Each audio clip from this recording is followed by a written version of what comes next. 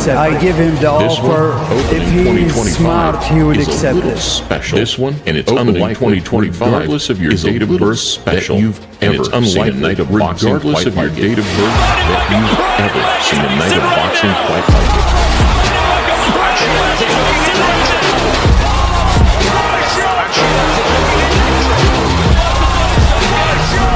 We've split it into separate parts, working from the main event downwards. We've split it into separate closer look at 7 from the main event downwards that are to take a closer look at every single fight on that card is either 50-50 or 60-40. Every single fight on that card is either 50-50 or 60-40 at worst. And explain the bigger picture for each. But there's a ton of backstory, and explain the bigger picture for each. Let's take a look at Beterbiev versus Bivol. Further ado, let's take a look at Beterbiev versus Bivol 2 and everything that comes with it. Are you good boxing now? But I don't think the result is fair. In my opinion. But I don't think the result is fair. We'll do a rematch. In my opinion. So we know he's a man of his word. Wrong decision. It has to be a rematch. I'd love to see a rematch. We know he's a man of his word. Would you be interested in a rematch for this fight? His Excellency would you be interested in a rematch for this fight? If His Excellency won, we're gonna do it. At a time when Jake Paul was shining some questionable light on the sport. At a time when Jake Paul was shining some questionable light on the step forward to show what real boxing is all about. Undefeated versus undefeated for the undisputed. No trash talking, step forward to show what real boxing is all about. Undefeated versus undefeated for the undisputed. No trash talking, a fight, no pushing and promises, and no nonsense. I'm always like this. I'm chill, but I'm kept them on fight night. And they expect us to be Bivol early, Beterbiev late. And they expect us to be Bivol early, Beterbiev late. Where it lacked any crowd-pleasing knockdowns or mid-fight ends. Both men played to their strengths. It was always going to be a close one, and where it lacked any crowd-pleasing knockdowns or mid-fight antics, both men played to their strengths to give an incredible account of some razor-sharp work at range. It was an absolute boxing masterclass. Just a pure show of concentration and skill and defense with offense. It was an absolute boxing masterclass. Just a pure show of concentration and skill and defense with offense running. That's lovely work. The hunger is as strong as ever from Beterbiev's side. It's a damaging round from Bivol's point of view. Beterbiev can't miss. The hunger is as strong as ever from Beterbiev's side. It's a damaging round from Bivol's point of view. Beterbiev can't miss. It's not fully answered. The championship, that was the undisputed title, but now the it's not resolved. Each other begins. It's not fully answered. Ultimately, it was one of those rare nights where a draw would have probably seen the crowd nod in agreement. I feel like this is a satisfying outcome. Ultimately, it was one of those rare nights where a draw would have probably seen the crowd nod in agreement. I feel like this is a satisfying outcome. Like run it back like that. I think that's what they need to do. Because even in the absence of any post-fight theatricals, it still felt wrong seeing either of those men take their first L. Because even in the absence of any post-fight theatricals, it still felt wrong seeing either of those men take their first L. A slightly more aggressive Bivol put everything into this to knock him away with the result. It must be disheartening, but he handled it with class. This time around, a slightly more aggressive Bivol on the back of more early success might be able to shake things up. He became the first man to near the final bell, stunting Beterbiev's 100% KO ratio. He became the first man to hear the final bell, stunting Beterbiev's 100% KO ratio. Move better. But there's still another gear to find. I just need to be better in all The size dimensions make very little difference. As the inch Bivol gains in height, he loses in reach. Everything better. And the age factor. The size dimensions make very little turning 40 in January. As the inch Bivol doesn't seem to hold much weight, he loses in reach. Yeah, it's good, like, you know, and the age when you get despite Beterbiev turning 40 in January, doesn't seem to hold much weight. The Chechen certainly doesn't look like the type of fighter to get old overnight. If anything, his gas tank held up better over the previous 12. The Chechen certainly doesn't look like the type of fighter to get old overnight. If anything, his gas tank they've held up better over the previous 4. Beterbiev's incredibly manic fitness. For him, it's a case of don't fix what isn't broken. Where does he find it from? He doesn't need to take as many risks, and he doesn't need to put as much energy into inflicting pain. It's a case of don't fix what isn't broken. He doesn't need to take as many risks, and he doesn't need to put as much energy into inflicting pain. Instead, canceling out Bivol's hard work with single shots and efficient work will be the objective. Instead, canceling out Bivol's hard work with single shots and efficient work will be the objective. What is this guy? Brilliant work. Don't bear of a man. He's having success as he's drawn his 6th, and he got you. And I got you. What is and he hurt him. This bear of a man. That comes back also as he's drawn his dynamic of the fight. And he got you. Right there. I got you. And you feel like you have the power now that you've been in the ring with him. That the opportunity to get the knockout yourself. The dynamic of the fight. The two have now become synonymous with one another. You feel like you have the power now that you've been in the ring with him. And whether you prefer the Bivol get the knockout yourself. The two have now become synonymous with one another, or the ice cold Beterbiev, and whether you prefer the Bivol eye candy. With fixated composure and flawless conditioning, no corners can be caught in either camp towards another historical encounter. With fixated composure and flawless conditioning, no corners can be caught in either camp towards another historical encounter. But I think a lot of people would love to see again. Would you be interested in a rematch for this fight? Fight fans, welcome This was a fantastic fight that I think a lot of people would love to see again. Would you be interested in a rematch for this fight? Fight fans, welcome back. We're starting to run out of superlatives to describe the ongoing wave of Saudi spectacles. The boxing version, or something like close to it, of the Super Bowl is in the process of being finalized for February 22nd, 2025.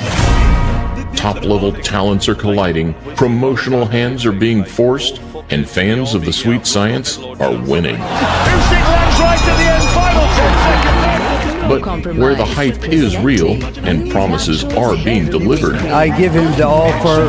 If he's smart, he will accept it. This one, opening 2025, is a little special, and it's unlikely, regardless of your date of birth, that you've ever seen a night of boxing quite like it.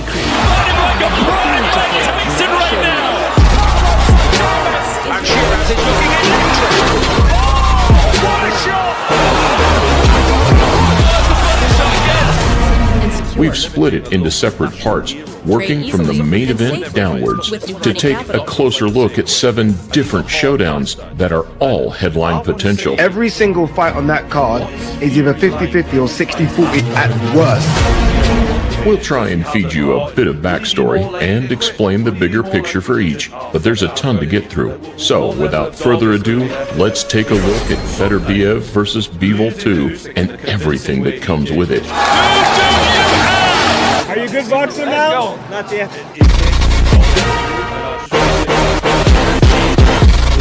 But I don't think the result is fair, in my opinion. His Excellency said, wrong decision, we do a rematch. So we know he's a man of his word, and there has to be a rematch. I'd love to see the rematch. I think it'd be a great fight. Would you be interested in a rematch for this fight? If His Excellency won, we're gonna do. I think the story. At a time when Jake Paul was shining some questionable light on the sport, He feels he's a Breaking Bad. He doesn't want to become the Walking Dead. You know what I mean? You don't want to be that one that was brilliant. He went on 4 or 5 seasons. Ortiz has won. Sorry, guys. Ortiz has gone on to win that one. So I think that Tyson Fury now is looking at it and he's thinking, okay, I don't want to get in there with Bacoli. I don't want to get in there with the up-and-comers. But what I will do is I will have these fights against Anthony Joshua and maybe an Ngannou rematch. Maybe an Ngannou rematch. Maybe one in there. To be honest, I know you lot all if he comes laugh back and at fights this Ngannou, only Ngannou, that's the most embarrassing. He's not going to fight AJ. I've accepted he's not going to fight AJ. Never. The timing of the retirement is too perfect for the fact that we know AJ's available. He'll come back the moment AJ announces another opponent. I'm telling you. That'll look terrible. That. He's going to play games. No, do you not think that'll really hurt his reputation? That. He doesn't give a shit. No, but he does give a shit. He cares so much, because if you didn't care, you wouldn't care about losing to AJ. The fact that you care so much about the potential of losing to AJ that you're willing to swerve the fight, which is the bag of a lifetime, completely, tells me you care. And I think that people will be like, what? Like, it's the only fight we want from you. What the fuck are you doing? Because you lot said something earlier. You said the fighters now, the heavyweights now, this is a bit of a tougher era of boxing. It's hard, yeah. There you go. So just imagine, these two guys have fought and they put themselves up against greats in Usyk and both lost.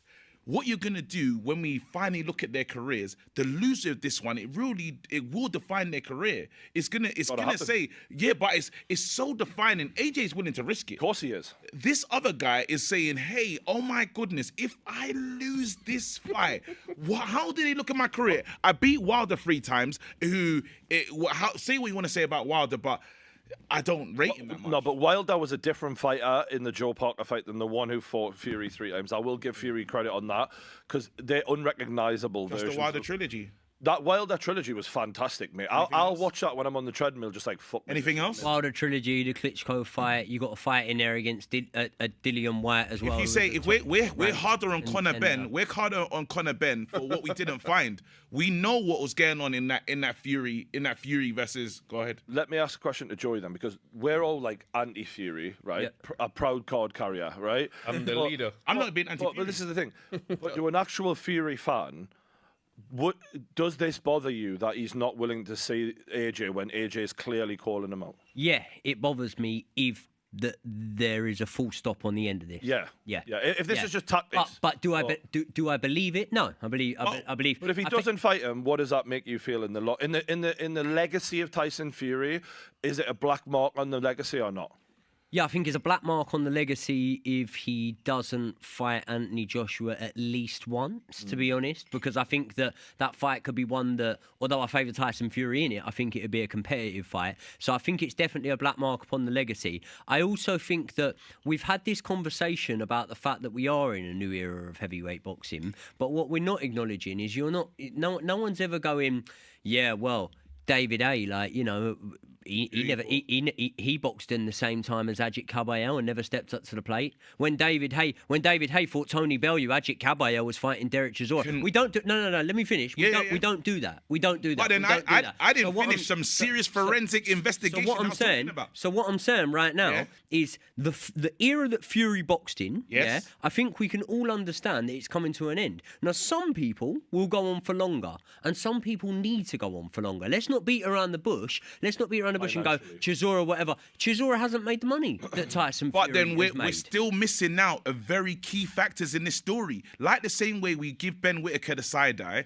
Fury fought Klitschko. He popped dirty, yes, and something, and we don't talk about it. Then he went on this long booze off. He should have given him the rematch. Didn't give him the rematch. AJ stepped up. Let's talk, and then he done a trilogy against Wilder. How do we look at that record and say, well, if you're dirty for the Klitschko fight, the night in Dusseldorf, and then you do a trilogy against someone that no one in this panel is going to say Wilder finishes off as a great heavyweight. No one's going to say that. And Chisora, come on, what is that then? Let's now we're looking at the career right in front of us. What is that? Because right now, times when everyone beat Usyk. We understand that Usyk's #1 of this era, and I'm fine with him losing to Usyk and still being considered a great heavyweight if he beats AJ. Yeah. If you don't fight AJ and AJ is saying I'm ready for you, and you avoid that fight, a fun start to the day.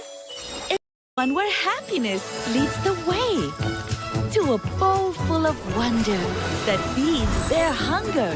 Let the fun begin with Cocoa Crunch. Crunchy Crunch, Cocoa Crunch. मोल्टीफोम के साथ जीतिए नई Changan ऑलस्पिन। किसी भी master मोल्टीफोम या master सिलेस्ट mattress की खरीदारी पे एक यूनिक क्यूआर कोड हासिल करें। क्यूआर कोड स्कैन करके मोल्टीफोम की ऑनलाइन वारंटी एक्टिवेशन पेज पर जाएं, अपनी डिटेल्स दर्ज करें और कुरानदाजी में शामिल हो जाएं। आज ही अपने करीबी डीलर या मोल्टीफोम की वेबसाइट से अपना पसंदीदा मैट्रेस खरीदें। मास्टर मोल्टीफोम, ये रिश्ते जिंदगी भर के लिए। Wouldn't have took that hiatus at the time. Can't go back in time. We can only go from what we've done from here. From when Riyadh season came in, Tyson Fury took 2 fights against Alexander Usyk.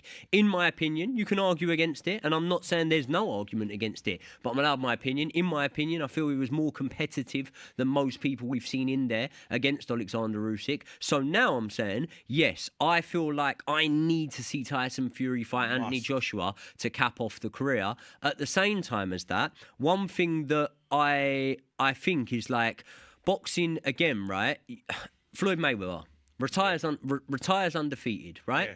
But in 100 years' time, more people will probably say YouTube's still going and still like it is now. More people will still probably look back on press conferences and highlights and whatnot of Tyson Fury than they will of Floyd Mayweather. And I'm not just saying that's because of trash talk. I'm saying because of moments people have given us. So Tyson Fury, I disagree with that completely. Heavily with that, bro.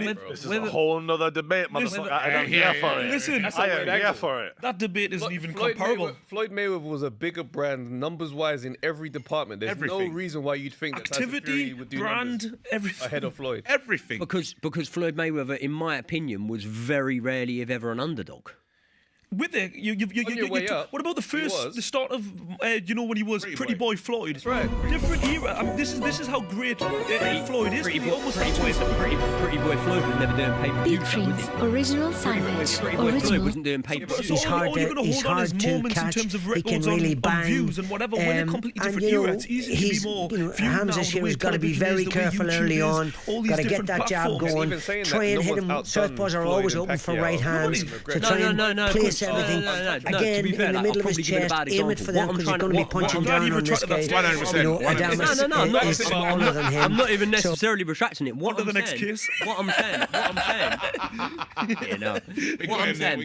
I'm saying is, in terms of the moments that Tyson Fury gave people, at the time were invaluable moments. They were things that went down as historic events. There's a reason why. I think you're overstating. I'm an ex Tyson Fury fan. That night in Dusseldorf, in the first couple of years of this pod, I spoke about Tyson Fury for so long. I said that Tyson Fury would beat Wilder. All these times I've been talking about Tyson Fury from a more positive light. There's things that he's done that I don't like about him as a champion. And even this retirement just stinks. If you're a Tyson Fury fan, it's like spitting in the face of the fans. Because how dare you, you lot don't know whether to say bye to him if you can give him a fully, you know what, thank you for the years, thank you for the service to boxing, because you don't know where he stands. He might tomorrow say, guess what, I'm back in the WWE, I'm doing WrestleMania. And what do we do with that? Do you know what I feel like Fury's done? He's given more entertainment outside of that square than he has actually in the ring. Thank you. Because when you talk about moments, he's absolutely, press conference, all the rest of it, interviews, whatever. He's brought entertainment. In the 5 fights. Yeah, but over in the 5 fights in question, but barring the Klitschko fight, you could say, he done more entertainment outside of the ring than inside the ring. It wasn't a great stylistic matchup, that Klitschko fight. I understand it. Bit of a hugfest, whatever. But in the 5 other fights, in the 3 fights with Deontay Wilder and the 2 fights with Alexander Usyk, I don't think you can say, Fury did more in the build-up for those. No, he was brilliant in the ring. Second fight, he was brilliant. In the biggest fights of Tyson Fury's career, win, lose or draw, he has turned up in my opinion. Not even brilliant. Second fight, I think his second fight was good. You look at Usyk and you could go, he lost twice there, but he has been brilliant in those fights. And whether or not now you can go. By the way, when we say these things about the retirement's pissing people off, pisses me off. I don't look at that and go, quality, Tyson Fury's doing another retirement. Pisses me off. I'm a fan of Tyson Fury. Pisses me off.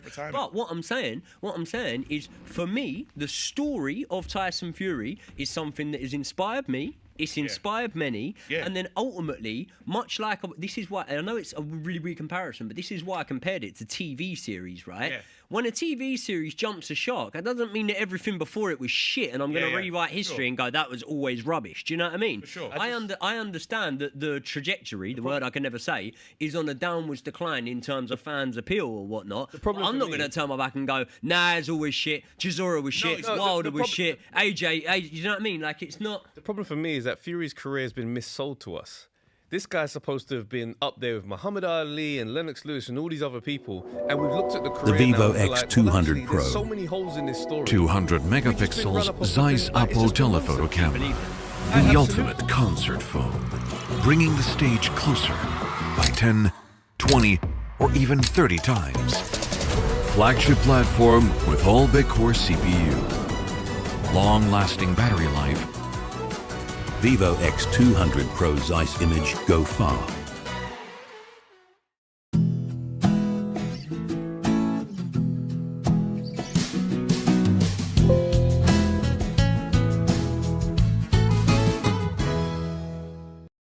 It is sanctioned by the British Boxing Board of Control, steward in charge Matt Harris, board representative Robert W. Smith, along with the World Boxing Council, President Mauricio Suleiman, Supervisor Kevin Noon.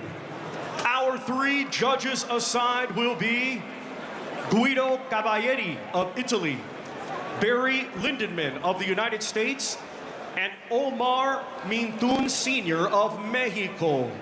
Our referee in charge will be Hector Afu of Panama. Introducing first the challenger, fighting tonight out of the blue corner with his head trainer, Ricky Funes. He comes to the ring wearing white trunks with gold and weighed in officially at 159 pounds. Hailing from Ilford, Essex, England, and representing 10 Goose Boxing Gym in Van Nuys, California, he brings an undefeated record with 21 wins, 17 of his 21 wins coming by way of knockout. Ladies and gentlemen, please welcome the undefeated former EBU European, Commonwealth, and WBC silver champion, and the #1 ranked contender by the WBC. Here is Hamza Shiraz.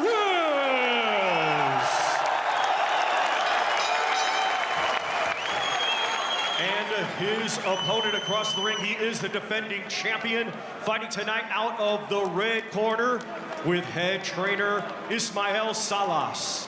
He wears blue trunks and weighed in officially at 158.1 pounds. Coming to us from Elias Piña and La República Dominicana, he has a professional record of 24 wins, just 1 defeat, 18 of those 24 wins coming by way of knockout. Ladies and gentlemen, here is the reigning and defending WBC middleweight champion of the world, Carlos El Caballo Bronco Adames.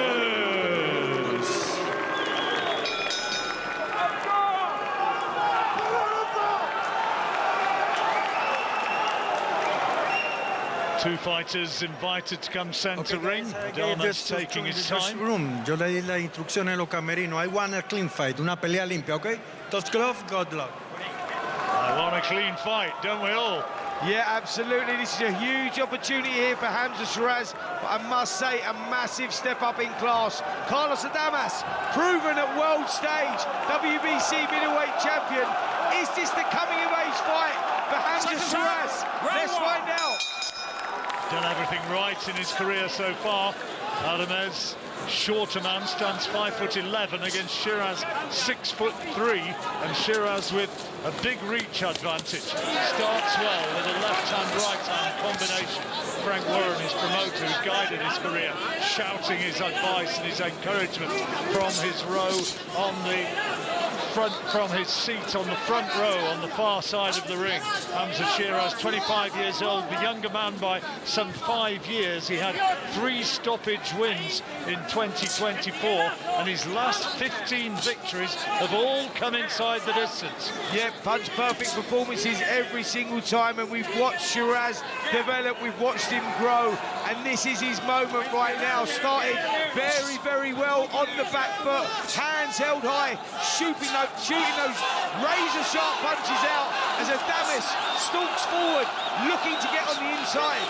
Adames, pro since 2015, was upgraded to be the full middleweight champion when Jamel Charlo was stripped as of the title. Hamza Shiraz, 25 years old, and he has had a long and distinguished record of success since he turned pro, and has had 17 wins inside the distance. He can punch hard, and a lot of people have identified him as surely a world champion in the making since very early in his career, encouraged all the way by his dad Kamran, former Gloucestershire cricketer, fast bowler, looking a very suave figure at ringside tonight. Once, I'm told, got Brian Lara out. He was a quick bowler. Well, there you go. But this contest there, both guys started very, very cagily, just feeling each other out. Adames, the champion, stalking forward, looking to set the traps, create the openings, and Shiraz doing the right thing at the moment, moving around the perimeter, taking his time, hands held high, John. Nothing between them in this first round. Yeah, he's just having a look, isn't he, you sense? It's a bit of a fact-finding mission. 40 seconds to go or so in this opening round. One big attack or even one big punch from either man might be decisive here. Adames tries to make it him. He threw a right hand from range, but Shiraz saw it coming and then clips Adames on the way in with a really good, straight, powerful, well-timed left-hand lead. Adames from the Dominican Republic, now based in Las Vegas. Hamza Shiraz, who's been training in Los Angeles at the Goose Boxing Gym, and also over in Dubai under the watchful eye of Ricky Funes, his trainer, who was a graduate from the Mayweather Gym. Well, it's been a fairly tight opening round, but Shiraz threw his boxing off the back foot, maybe just about doing enough to take it, maybe. Yeah, not a lot in it. No, nothing in it at all, John. Both guys showing a lot of respect, feeling each other out. But Shiraz, for me, maybe just nicked it with the better work behind the jab. They were the only real telling shots that landed it. Carlos Adames was stalking forward, but not really landing too much. Interesting first round, very close first round. That you disagree, Gareth? You thought that Adames won that? Yeah, I thought he was very composed. I thought his attacks were good. What I do like about Hamza in that first round, his patience and composure. He knows what a big puncher he is, and he can afford to be patient, in my view, but not for too long. Don't let Adames settle into too much of a momentum and a rhythm. 10 seconds. Roberto Duran sitting at ringside with his own little message. Kind of nicked from somewhere, isn't it? Makes boxing great again on his baseball cap. Well, I think we're making boxing great again tonight with this card, with the fights that we've had so far. And now, in the full fight of the night, is Hamza Shiraz. Is it the coming of age? Can he win the WBC middleweight title? Round one down, very close round, but Shiraz, for me, won it. Well, it was a tight one, and Gareth begs to differ on that one. We'll hear from the corners, I'm sure, at some stage. Ismael Salas is the big-name trainer of Carlos Adames. May well be working with the Spanish language there. Of course, Gareth's fluent in that one, so we'll give you full translation of that as and when it's necessary. I think we'll find Ricky Funes a little bit easier to understand in the Shiraz corner. Yeah, for myself and yourself, John, definitely, but we need Gareth with all this tricky stuff. But there's some tricky stuff going on in this ring at the moment for Hamza Shiraz, as Adamas stalks forward and he's having a better round here. He's starting to let his hands go, and there's less coming back from Shiraz in this one. Defending himself very well, moving around the perimeter of the ring, but not really giving us anything. And Adamas, is he just starting to slip into a little rhythm? Shiraz was quoted as the 9-4 on favourite, and I did say before the fight began that maybe the bookies got it wrong a little bit, and Adames might have had a very much better chance than they were suggesting. He's got sort of more of a typical middleweight stature. Sands 5'11", powerfully built. Shiraz very tall and lean, 6'3". That's a good left hand he landed there. And Shiraz, well, he's taller than Tommy Hearns was, isn't he? He's big for a middleweight. Yeah, he certainly is, and he fights very similar to Tommy Hearns, where he keeps his hands up high, he works well on the inside, his short work up close is very, very effective. Little uppercuts and body shots. We've not seen that so far tonight. He's trying to keep distance, box at range, and Adamas trying to stalk forward. A jab there on the way in, by the way, Adamas, but not a lot of game between them with 40 seconds to go in this second round. I think Adamas may be edging this second round. First round was close, but again, oh, that's better from Shiraz. Doubled up on the left-hand lead, tried to throw the right cross behind it, which was blocked by Adamas. Adamas overhand right, he's bobbing this way and that. Shorter figure, powerfully muscled figure. Bronco on the back of his waistband. He comes forward again. Aims to throw another right hand. He was picked off by another good jab from Shiraz as he came in. Last 10 seconds now of this second round, and we'll go into the Shiraz corner and hear how Ricky Funes, his trainer, who's been with Shiraz successfully some time, based in America. Let's see how he's reading this one, because it's a tight fight so far. We'll listen in now to the Shiraz corner. That's what I'm talking about. Smart, relaxed. Everything's gonna open up right now. Everything's gonna open up, Shiraz. I love what I'm seeing. You're gonna become world champion tonight, baby. Hey, you're gonna become world champion tonight. You be disciplined. Be careful, tight. Okay? You know with the hooks now. Find them. You can switch it and put pressure once in a while. No, not yet. Yeah, just find it. When you see him going back, then you step in. Very good. I love what I see. Take a deep breath. Stay focused. Okay. You'll find it right now. Camera. Take a deep breath. Hey, give me a little bit. Well, that's what they're making of it in the corner. I thought Adamas won that last round. Yeah, totally agree with that. I think the pressure from Adamas won it. I mean, Shiraz had his moments with that jab, but he was moving around the perimeter with not a lot coming back. Very interesting contest, this one. The corner, we're happy with Shiraz's work so far, but he's got a lot to do, and there's a long way to go here. Yeah, it's not really opened up yet, has it? And Adamas, smaller, on the front foot, trying to cut down the distance between himself and Shiraz, and when he gets the opportunity, he really winds up on that right hand, which is the hurtful punch which has brought him much of his success in those 18 victories inside the distance from his 24 wins. Won the WBC interim in 2022 and then defended it against Julian Williams in 23, and then won the full WBC title, or defended it, in June last year after, as I told you, Jamal Charlo was stripped of the title. Yeah, he's going to be wanting to put on a big performance here. The champion, Carlos Adames, is stalking forward. Just missed the whiskers there of Hamza Shiraz with a right hand. Shiraz doing a good job keeping his hands held tight. I just want to see a little bit more action now, John, because he's moving around, staying out of trouble. But we've not seen too much yet from Hamza Shiraz, who normally starts quite fast.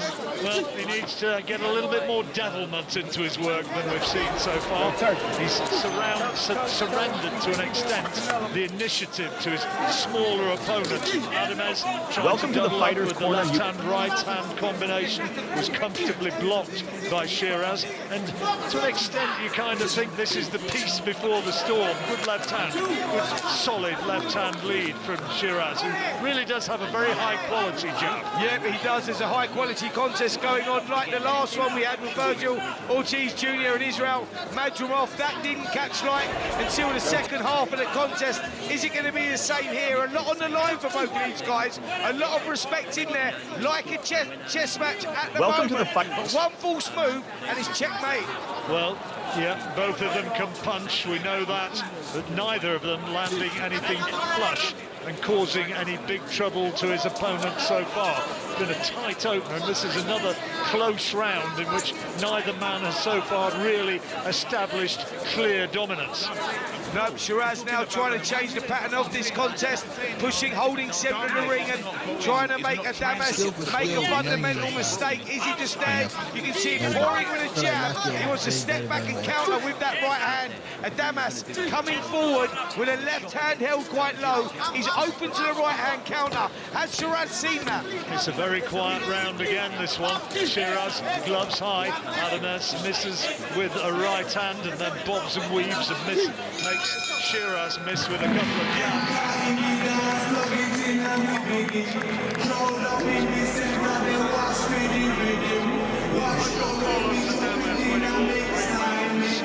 So far, I think I've got him winning all 3 rounds. I think he's been very elusive.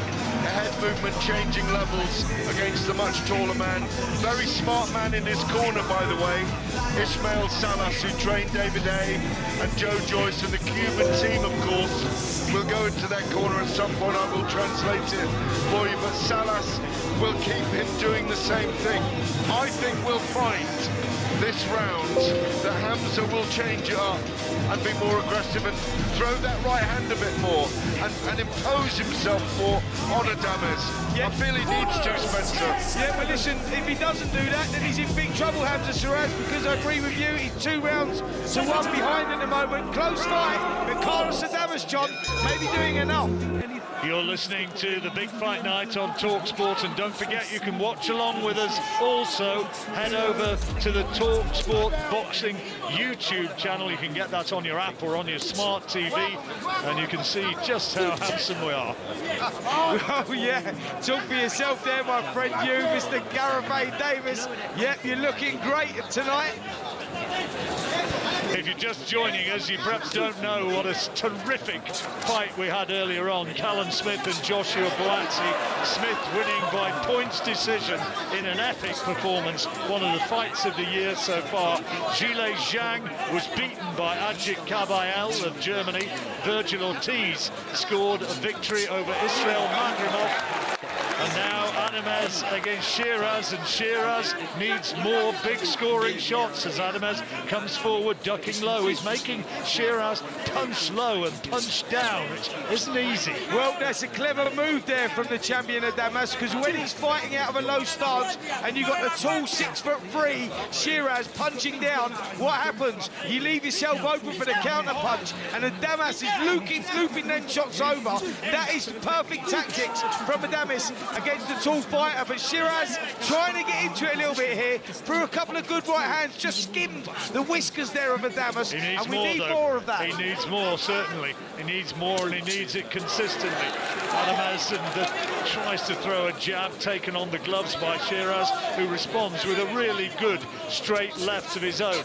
Misses with 2 more, tried to double it with that, and Adames misses with his own left-hand, right-hand combination. Shiraz needs to commit to the punches, maybe just a little bit more than he has so far, a bit more variety, and trying to use that reach advantage that he's got a little bit more emphatically. He's up on his toes now, dancing away to the far corner, makes Adames fall short with an attempted left hand to the body. Yep, a little bit negative here from Shiraz in this 4th round. He's trying to create something. He's up on his toes, trying things, but Adames sticking to the game plan. Very, very strong. Boxing out of a short squat style, looping the shots over, not really landing anything, but I would say he's winning the rounds because of the negativity from Shiraz at the moment. He needs to do something here. He needs to change it up, and that's what he needs to do. Threw a good left hand into the body. Really solid shot, but back comes Adames. It was only the single 1-punch scoring shot from Shiraz, and maybe not enough to win him the round. Perhaps we can go into the Adamez corner at the end of this round, and Gareth can tell us how Ismail Salas is reading what's happening so far, because clearly Shiraz, from a British perspective and from his very own perspective, is going to have to do more than he's done so far. And here's the champions corner, Ismail Salas, giving his advice. Vamos, mi Carlos. Un poquito. Toma aire.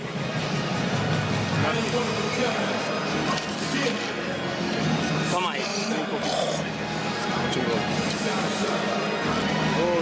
Toma un poquito de agua. Un poquito. Have a little bit of water.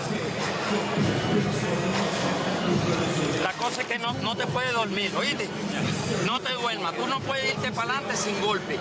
¿Tú entiendes lo que te quiero decir? Me hace falta que me tire doble y derecha rectamente. Do you understand what I'm telling you? Do not go to sleep on him. Watch those big punches of his. I'm not lying to you. You've got to watch his big punches. You must not go to sleep on him. Well, that would clearly seem to be the case. Did Shiraz do enough to win that last round? No, he didn't do enough to win that last round. I think that the pressure there of Adamas was enough to win the round. He's stalking forward, he's trying to make the fight a bit. Hamza Shiraz for me a little bit too negative at the moment, showing the champion too much respect. He needs to roll the dice just a little bit more. Don't get reckless, don't sit there too long, don't sit in the pocket too long, but let your hands go. Well, he's potentially one of the real stars of British boxing, but he needs to come through this one and needs to do more than he's doing so far. Good jab from Shiraz, who's up onto his toes again, circling the perimeter of the ring, trying to stay away from his smaller Dominican Republic opponent, Carlos Adamez, the WBC World Middleweight Champion. Great opportunity this for Shiraz, but he's not really stepped in and risked enough to take it so far. He's going to have to do more than he's done to this point. Yep, that's what it is, John. You've got to go and rip the title from the champion, and Shiraz not really doing that at the moment, moving around the perimeter, trying to nick the rounds, trying to nick the fight. Well, guess what? That don't work. And a good right hand from the champion there. He sneaks it over the left hand of Shiraz. A little injection of pace there from Adamas. Maybe a sign of frustration from the negativity of Hamza Shiraz so far. Well, it's all been Adamas trying to pursue Shiraz, who's tried to move around the perimeter of this ring and trying to keep it at range. There's an attempted big right hand from Adamas, taking on the arm of Shiraz.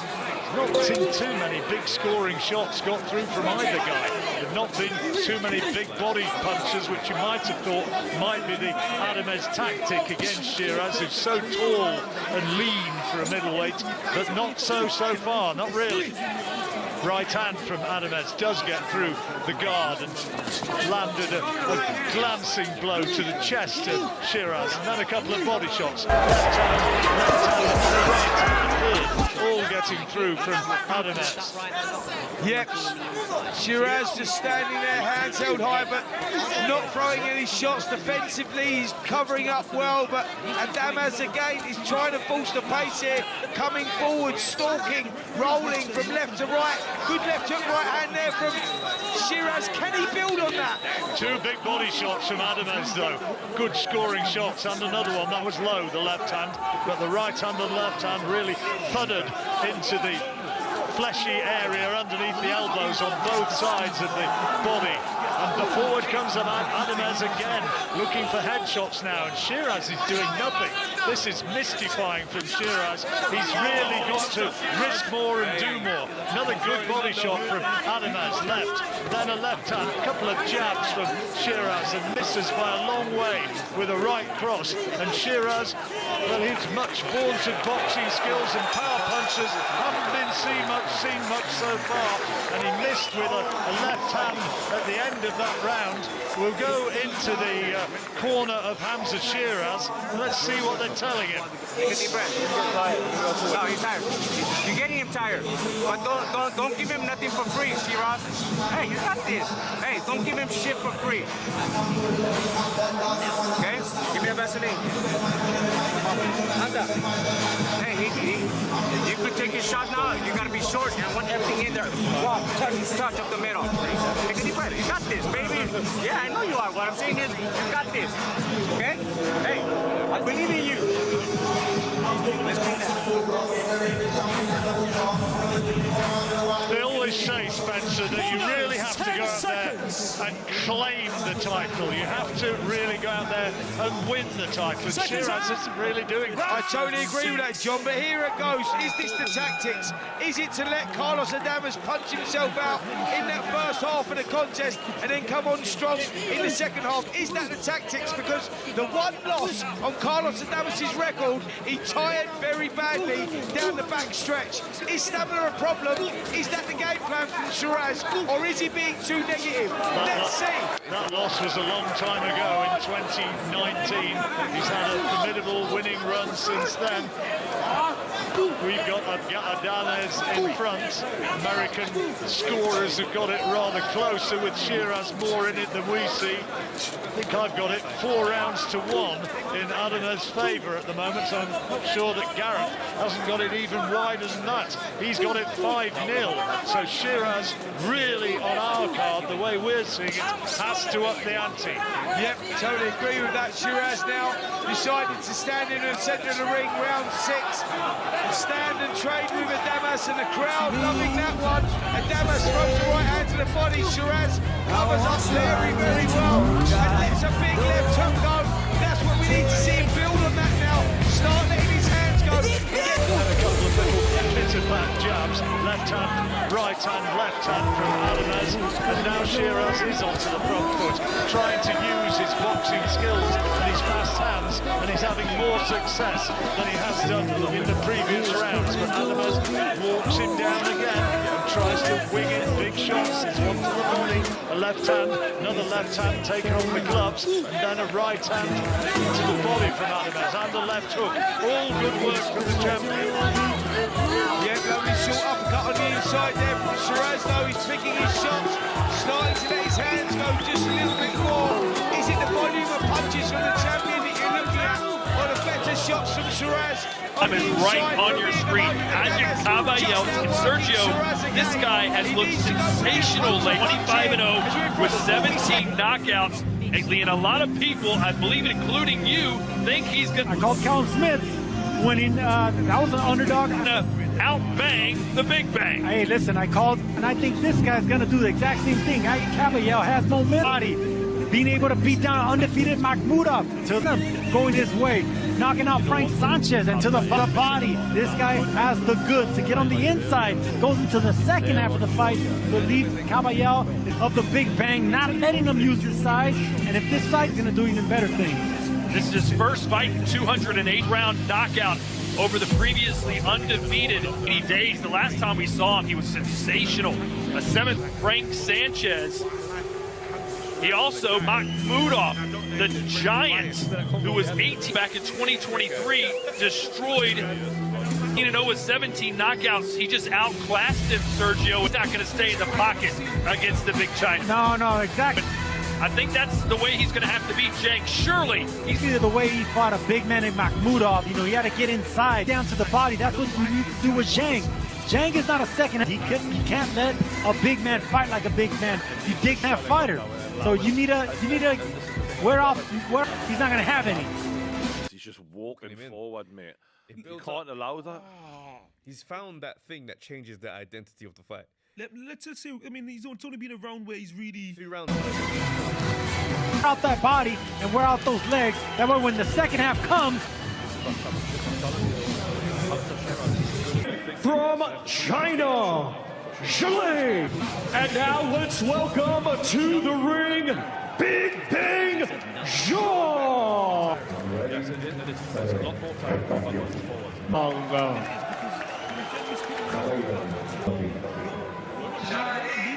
Chris, what do you like? Walkout song for Zhang Zhang all week. An original fit out of it. I have been hearing this song for Zhang Zhang, who is favored right now in our fans of walkout song I've ever heard. At least in terms of original song. To win 58 to 42%. It is the greatest, and it's a great opportunity and a great moment now. After the decision loss to Joseph Parker, bounced back Zhang Zhang, who looked like he might be in some career trouble with a knockout win over Deontay Wilder. And just like about Zhang Zhang, is he the guy that stopped Joe Joyce with Aki Caballel? We're going to find out a lot tonight of 2 times that knocked out Deontay Wilder? Or can he be smaller big man like Caballel? A lot to learn. Outboxed by a jittery, skilled about Zhilei Zhang tonight. Oh, 6. It's mad. That is, Jesus, when I'm looking at there and I'm realising how long his arms are.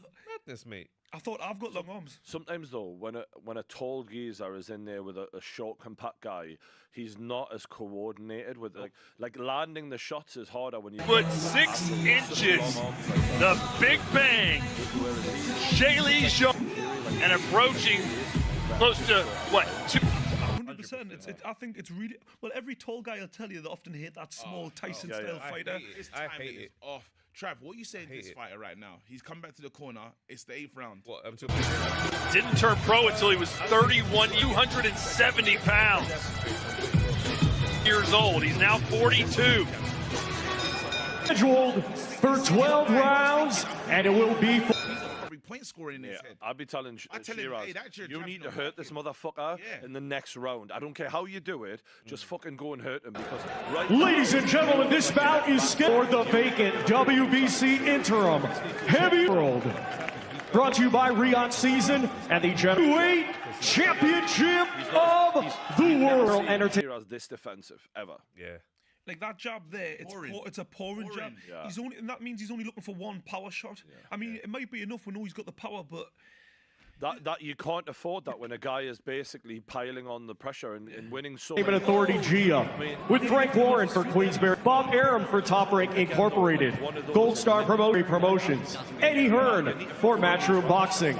You're going to win. This is the thing with Hamza is he's been built up so beautifully by Riyadh Season.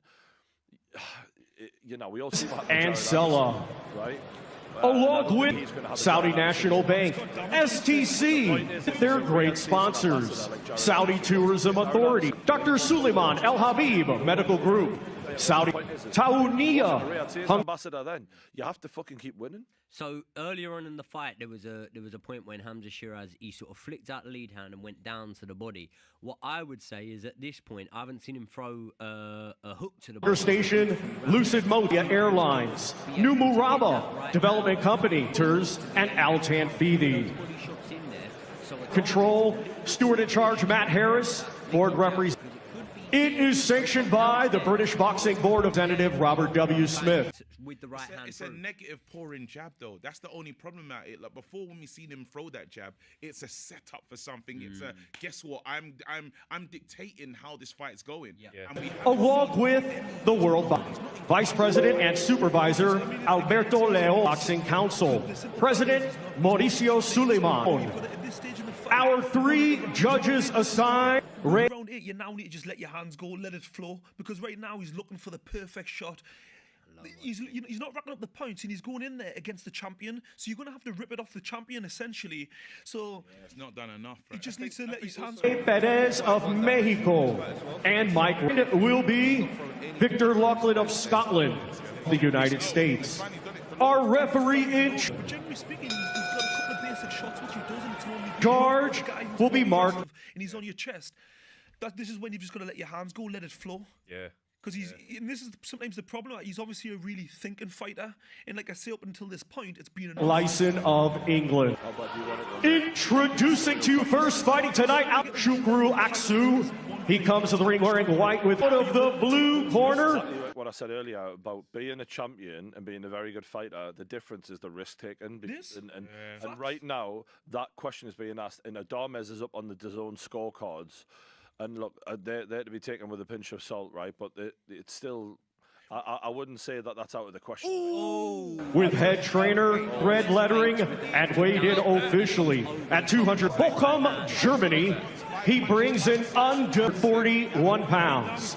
Coming to us from a defeated record with 25 wins by way of knockout. Ladies and gentlemen, please 17 of his 25 wins. Please welcome the undefeated former 2. They were get away from me. Right. They were get away from me punches. Yeah. One bomb left hook. Shiraz doesn't look like he's got any knockout power left in the tank right now. It's like what Joey just said before. If you let your combinations go, you'll give him something to think about. Undefeated down or vice versa. But even there, he went for 4 shots, but they were all singular. A jab, a right. And wear out those legs. That way, when the second half. Number 1 ranked contender by the WBC. I'm EBU European Champion and the Akit Kabayev. And his opponent across tonight up 2 times. Lost his lips open. Yeah, he's been marking up the last 4 rounds, to be honest. Across the ring, fighting tonight out of the red corner with red and black, and weighed in officially, and trainer Sean George. He comes to the ring wearing gold at 287.5 pounds. By way of Shenzhou, China, fighting out of Bloomfield, New Jersey, USA 2008 Olympic silver medalist. Now wins 2 defeats, 1 draw, 22. Now has a professional record. Hey there. What if I told you that your Ethereum, yes, the crypto you're holding right now, could earn you up to 10% profit daily? That's right, daily. Sounds like something you'd only dream about, doesn't it? But here's the thing, it's real, and it's exactly what I've been doing with the platform called Boar Crypto. Today, I'll show you a step-by-step how you can do it too. By the end of this video, you'll see why this has become my favorite way to grow my crypto. So grab a coffee, settle in, and let me show you the easiest way to make your crypto work for you. Let's start with why Boar Crypto is so special. This platform isn't just about storing crypto, it's about growing your wealth. They've made it so simple that literally anyone can get started. Here are the investment plans they offer. Starter plan, perfect for beginners. You can start small with as little as $51 and earn 2.5% daily for 7 days. Think of it as your first step into the world of crypto investing. Standard plan, a step up where you can invest between $501 and $5,000. It's great for those looking to grow their portfolio steadily. Premium plan. Now, this is where things get exciting. With investments starting at $5,001, you can earn a 10% daily profit for 7 days. That's serious money, and it's my personal favorite. Professional plan. For the bold and ambitious, this plan is for investments between $50,000 and $500,000, offering a whopping 20% daily profit for 7 days. So whether you're starting small or ready to go big, there's a plan for everyone. And remember, crypto isn't just about holding, it's about making your money work harder for you. When I first heard about Boar Crypto, I was skeptical. I mean, we've all heard stories about platforms that sound too good to be true, right? But here's what convinced me. The platform has been transparent, and their process is straightforward. I started small, testing the waters, and the results blew me away. The profits are real, the withdrawals are fast, and now I'm earning way more than I ever thought possible. So today I'll take you behind the scenes and show you exactly how you can start earning too. First, let's get you set up. To start earning, you need an account. Just head to boarcrypto.com and click register. Fill out your details. Your name, email, and password, and you're in. It's as easy as signing up for any online service. Oh, and here's a little secret. If you use my referral link in the description, you'll get a 100% bonus on your first deposit. That means if you invest $500, they'll give you $500 more to get started. Trust me, you don't want to miss out on that. Since I already have an account, I'll log in and take you through the next steps. Now comes the fun part, funding your account. Today, I'm investing in the premium plan, which starts at $5,001. I currently have $3,901 in my account, so I'll deposit an additional $2,000 to hit the minimum. Here's how simple it is.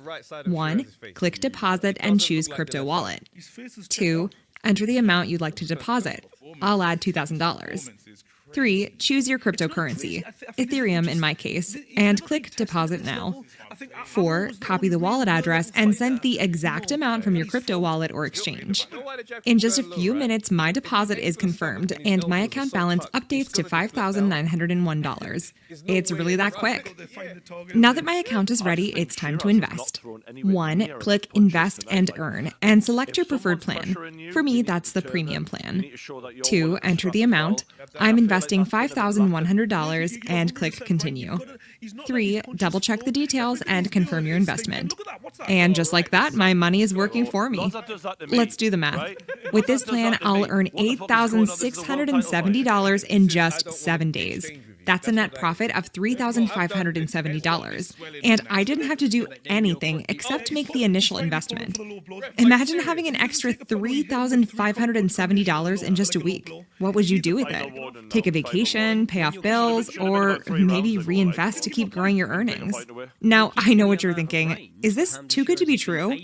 I thought the same thing at first, but that's why I started small, tested the platform, and saw real results before diving in deeper.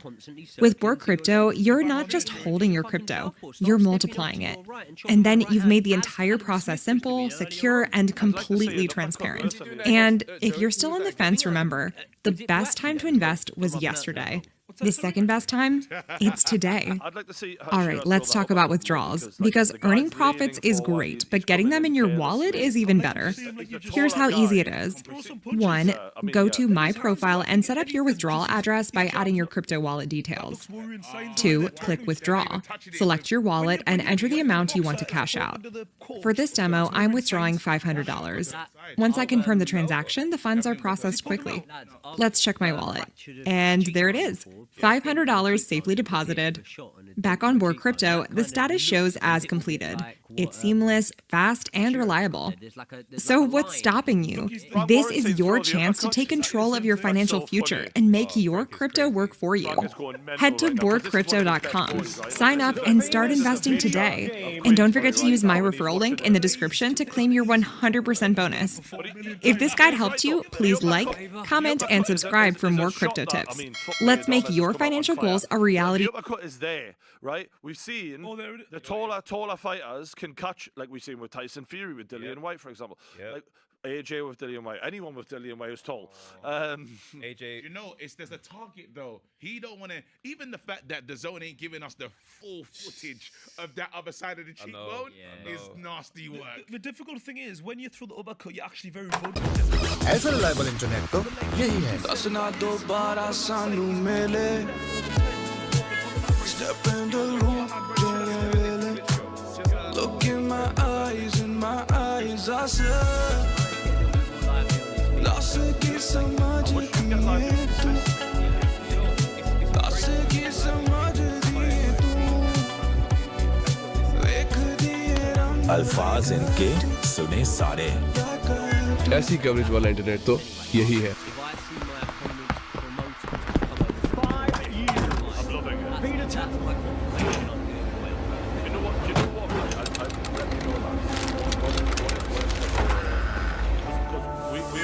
जो इनके fun को शौक से हर जगह पहुंचा दे.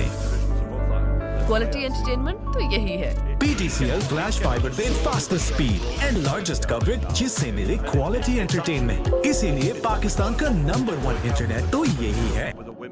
Right? You're not going out. Ladies and gentlemen, esteemed authors, poets, thinkers, and all attendees of the Karachi Literature Festival 2025. On behalf of HBL, it has been an absolute pleasure to be a part of this enriching journey of literature and the arts. Over the past few days, we have witnessed the power of words, the beauty of ideas, and the magic of storytelling. From thought-provoking panel discussions to heartfelt poetry recitations, from the celebration of diverse voices to the exploration of pressing global issues, this festival has been a testament to the enduring ability of literature and art to connect people. HBL, in its role as a patron, is committed to carry forth the spirit of nurturing and supporting thinkers, poets, writers, and artists, and encouraging public engagement with the arts. This is our third year of holding a curated display of HBL's permanent art collection. Fatal Fury is back after 12 open, and you can go and download the game right to April 26th Ring Magazine boxing event right now. Pre-orders will get access at Tottenham Hotspur Stadium in London. Let's continue. And first, do not miss out. Welcome to the ring, the challenger, the Dream Madrimov from Uzbekistan, Israel. We welcome you back, Todd Grisham, Sergio Mora, and Chris. With Mannix ringside, Sergio. This one was hyped as being perhaps your fight of the first two fights have been fantastic, and yet tonight. Listen, Buatsi Smith could have been the big bang. The big man went down finally and was out. Now, fight of the night. We got a fight of the year contender. We got a knockout of the one that everyone thinks is going to be the fight of the night between a man right there. Just a matador, power punching machine, and a Punisher and Virgil Ortiz versus that, and the Uzbek talent in Madrimov. Madrimov has never against the heavy-hitting 25-year-old out of never been knocked down. But that will be put to the Dallas, Texas. But Madrimov back in action after Crawford in L.A. Losing a very close decision loss to... And now let's welcome the champion from the United States. So to the ring, the undefeated Virgil Ortiz Jr.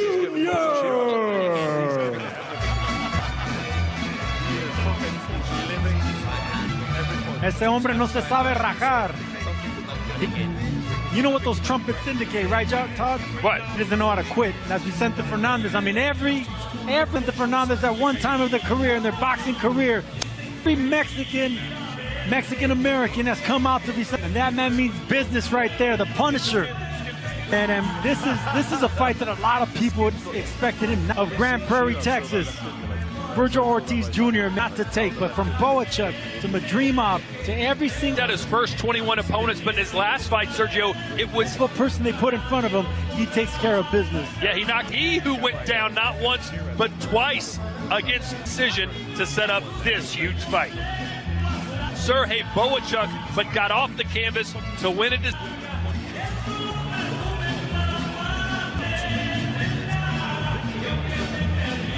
Virgil Ortiz Jr. 12th fight here on DAZN. We're very familiar with Virgil. This is his... Ladies and gentlemen, this bout is scheduled for Super Welterweight Championship, 12 rounds, and it'll be for the WBC Interim of the World. Brought to you by with Frank Warren for Queensberry Promotions, Eddie Scott Season, and the General Entertainment Authority, GIA. Eddie Hearn for Matchroom Boxing, Bob Arum for Top Rank his Golden Boy Promotions, and Sella Incorporated, Gold Star Promotions, Oscar Del Hoy, along with their great sponsors, STC, Dr. Suleiman El Habib, Saudi Tourism Authority, Saudi National Bank, Medical Group, Saudi Airlines, New Murabba, Lucid Motors, and Al Tanfidi. Development Company, Tauniya, Hunger State.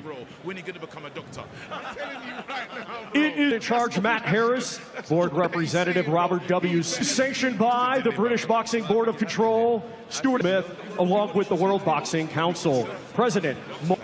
Our three judges aside will be Mauricio Suleiman, Supervisor Kevin Noon, Guido Cavalieri of Italy, and Kevin Parker of England.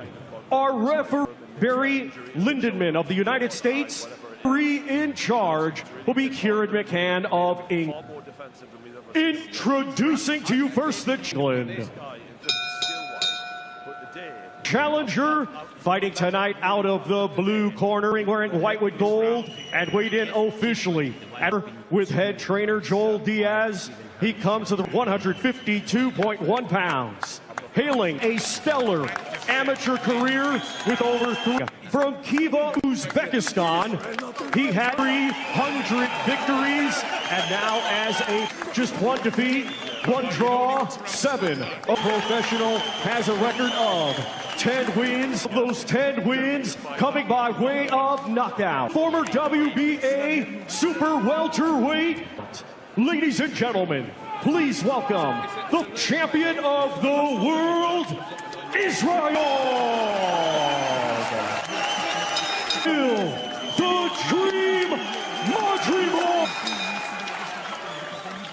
And his opponent out of the red corner with head trainer Robert Garcia. Across the ring, he is the defending champion, fighting tonight. He comes to the ring wearing black trunks and weighed in. Coming to us from Grand Prairie, Texas, officially at 153.1 pounds. USA.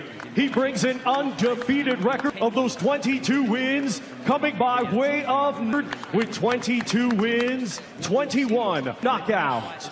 Tonight, in his first title defense, the interim super welterweight champs. Here is the reigning and defending WBC of the world, Virgil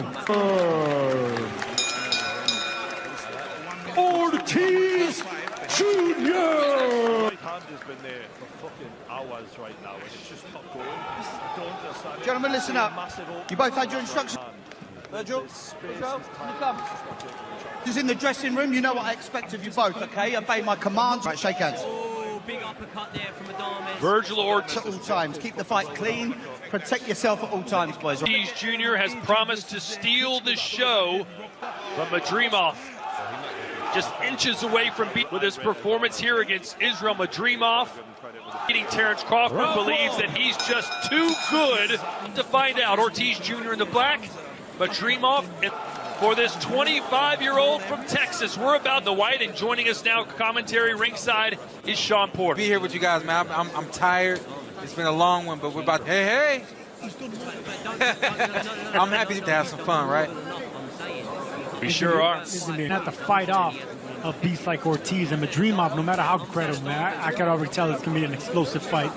You're going to good your footwork is. There's going to come a time where you have to unleash your... The foot movement just simply sets up the rhythm that he wants to fight at. Punches and exchange with this monster, too. The pace that he wants to fight at. And I think he's actually trying like he did with Terrence Crawford.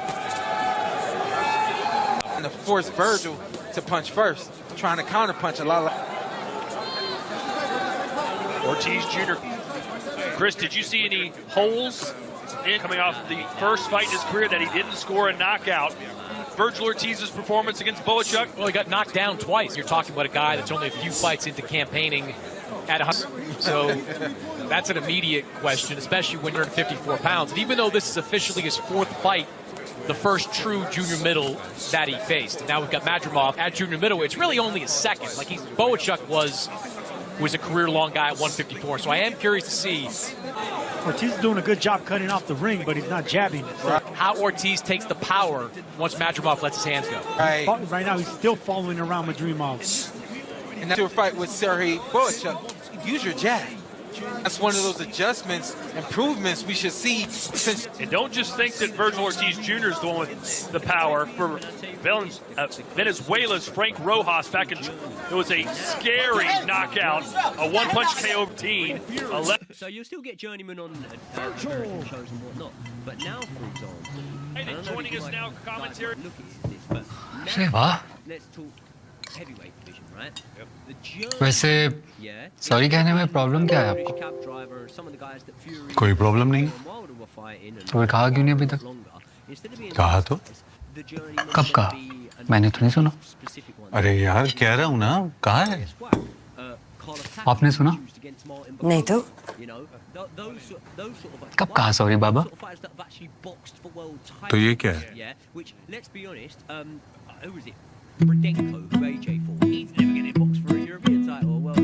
खोले हैं दिल तक कुछ रास्ते नए खोले हैं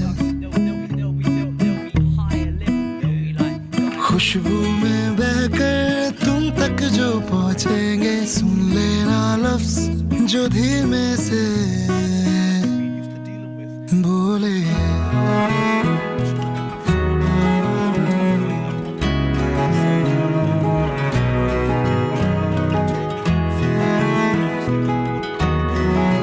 स्वाद चखा देने में है, वो बता देने में कहा। नेशनल रेसिपी मिक्सेस, क्या ख्याल है? मल्टीफोम के साथ जीतिए नई चंगान ऑक्सपेन। किसी भी मास्टर मल्टीफोम या मास्टर सिलेस्ट मैट्रेस की खरीदारी पे एक यूनिक QR कोड हासिल करें। QR कोड स्कैन करके मल्टीफोम की ऑनलाइन वारंटी एक्टिवेशन पेज पर जाएं, अपनी डिटेल्स दर्ज करें और कुरानदाजी में शामिल हो जाएं।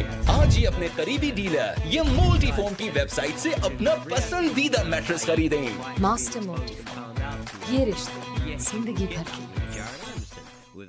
Left hook that laid Rojas flat, so Madrimov can lay the wood as well. Yeah, for 3 minutes, a stretcher had to take him to the hospital. Won his world title with a knockout right here in Saudi Arabia against Terence Crawford. He has shown in recent fights that he is. So he was more of a cagey boxer. He can be a power puncher.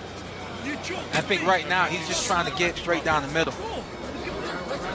And Madrimov Virgil to walk into the punches that he's trying to deliver. Shouldn't be, looking for every shot to be clean.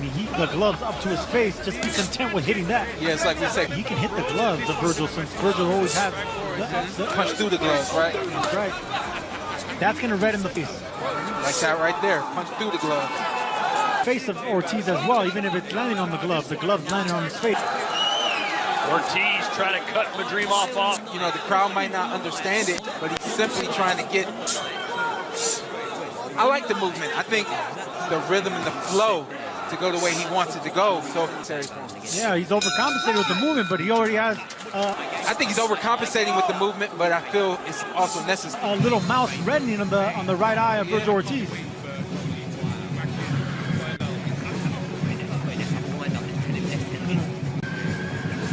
How about that picture? Lennox Lewis, Usyk, AJ, and Turki Al-Sheikh. The last undisputed heavyweight champion before De La Hoya, the promoter for Virgil Ortiz Jr., Alexander Usyk. Of course, there's another good look at Oscar Moses Itamwa, the young gun. And then, Chris, I heard there was a rumor that they were trying to make a fight with Itamwa heavyweight division. And Usyk before Usyk retires. Well, Usyk has in heavyweight division at his age and his skill set. It's easy to kind of christen Itamwa as the next big thing. See why. Seconds out. Usyk sitting ringside, getting a good look. Round 2. At this loaded fight card being built as we have big expectations for this one as well. Perhaps the greatest of all time, in the first 2 fights have been outstanding. Good right hand for Madrimov. Dots that his team has been working on going into this fight. They think that Ortiz, that overhand right from Madrimov is one of the shots. When he drops his hands, is open to that shot. Here's another thing. Deliver his punches, he has to be set. The movement of Matt we didn't talk about. Ortiz is a power puncher. In order to deliver Madrimov, is keeping him off balance. He's not able to deliver. A lot more. He's one of the best jabbers in any weight class. And Sean, to your point earlier, he has to throw that jab in boxing in terms of output and in terms of accuracy. So you got to let that hand go. Swelling under both eyes. Yeah, that's because he was catching. Sergio, a good point you made at the end of the round. Look at the face of Virgil Ortiz. Catching those punches. That shows you how strong Madrimov still penetrating. 10-ounce gloves. They're fighting 1 punches. Even though you're catching those shots with 8-ounce gloves, there's 54 now. For 12 rounds, just ask Terence Crawford. Right. And if you don't think Madrimov can move like this... Madrimov is one of those guys. He does what he has to do, what he needs necessary. They don't allow Virgil Ortiz to set up. He does to do. And again, they know that the movement is necessary to use his offense. Without a jab, I don't see Ortiz here against Madrimov being able to stop the movement and being successful.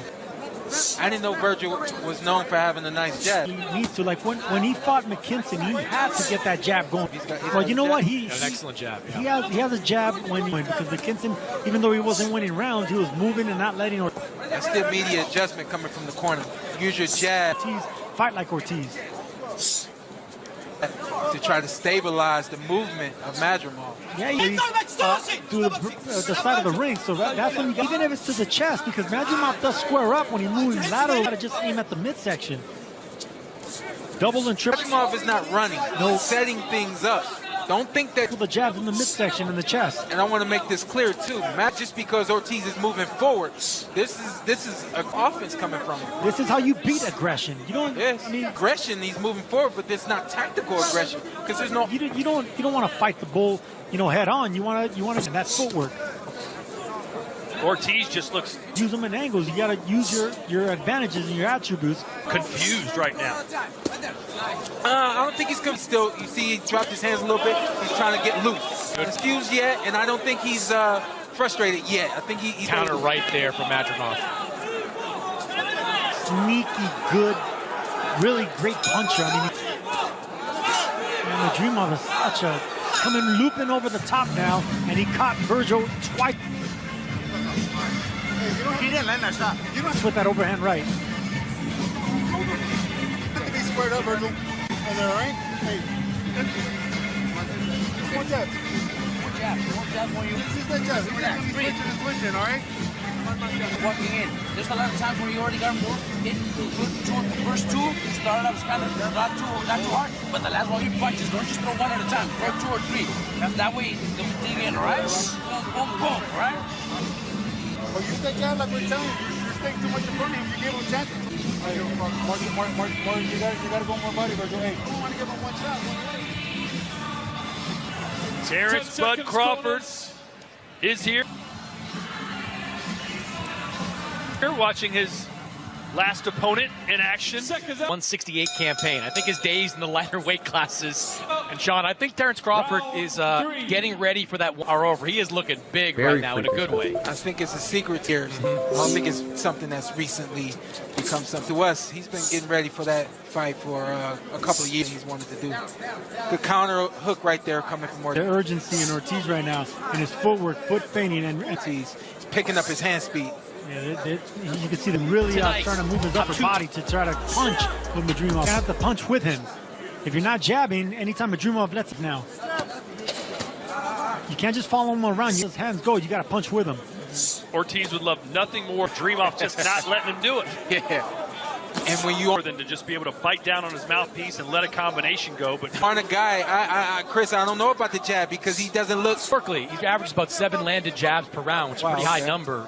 Comfortable using the jabs. I don't know about. There's a jab right there. In boxing, so against guys that are moving like absolutely. Look, this is one of this caliber that can do the things that Madrimov can do. The acid test for Virgil Ortiz. This is the barometer. He has not faced someone. Another jab right there coming from Ortiz. Constantly on the move is Madrimov. I promise you, the guys, there's enough. That jab does so much, and then you can feint off of it, like or the jab. That it sounds simplistic, but it truly is. He's doing now. I like to work this round. For Virgil Ortiz, compares Ortiz to a young Fernando. Robert Garcia, the trainer. Fernando Vargas. Do you see that, Sergio? Absolutely, yeah. How they have that they're going for the knockout all. I mean, they're cut from the same cloth, the same technique, the guard always. They want to entertain the crowd. Absolutely. Nation, that's good work. He didn't even try to land those 2 jabs. He just pot him away. Good shots. There we go. Flashed it, and then came with a combination. Closed the distance, and then he unleashed the 2 shots that he really wanted. And by Madrimov moving. Pretty sure your opponent is at home like this much, then you know, even though a lot of punches aren't left by trying to push the fight. Sure. We were ending, then you're forced to give the round to Ortiz. I'd like to see a few more body shot movement. Maybe get inside, take a little more to the body. I agree, like more of a Ortiz. If you want to try to slow down some of this, an exclusive thing, jab, get to the body, and go get it. Straight right hands are just straight. Jabs to the. I agree. Yeah, and they could be jabs. They could be straight punches. They could be straight chest in the midsection. So for anyone that take a look at the bag, where's your bag at? Where's the different talks about Virgil being one of the top guys at 154? That's variations of the jab to the head and to the body. You know? Point, Sean, because whenever you're that much of a power punch, that shows what level you're truly at. It's a good thing. You knock out everybody. You really don't develop all the tools in your bag. Drum boots Innes. And Amantis Staniotis, WBA and Ring Magazine World Welterweight titles will clash in a blockbuster unification battle for the IBF in Atlantic City on Saturday, April 12th. It's fantastic. I love Chris, how good is it to be back in New Jersey? AC. None of us got to the money. That's a good one to be, but I think it's a fight that's right on time for both of them. Good fight coming up. Both guys not just active as we want.